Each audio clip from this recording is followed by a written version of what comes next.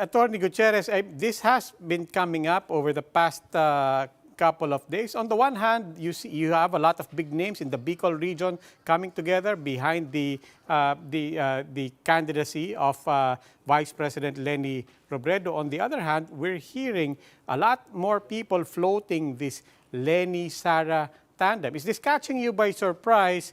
And what is the reaction of the campaign to this? Well, we aren't really surprised. In any election, there will be groups outside of the campaign who will endorse a different tandem than the one actually pushed for by the campaign itself.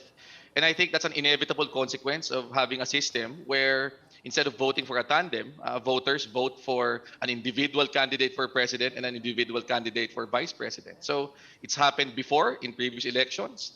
It's not surprising that it's happening again, but our position remains very firm. The choice for Vice President of VP Leni is Senator Kiko Pangilinan. He is the one who is part of the slate. He is the one going around with her. He is the one that she has very firmly endorsed in all of her sorties, in all of her speeches.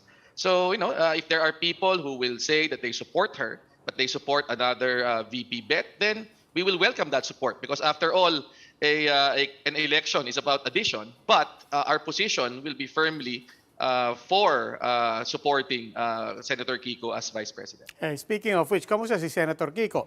And how is he taking this? And also, more importantly, as you go around, and I imagine you meet with different political players, are you in any position to assert that it has to be Senator Kiko?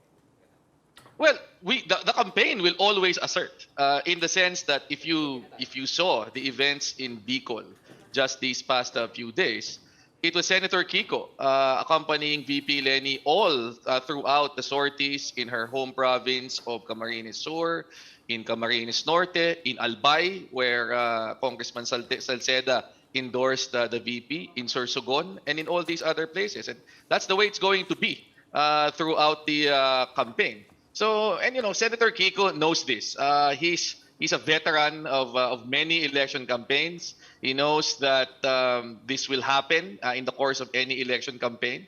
But he can rely and he is confident in the support and the continued trust of the Vice President in the fact that she has never actually wavered once in supporting him and endorsing him. So, that's the way that the two will proceed moving forward. They will run and they are running as a tandem.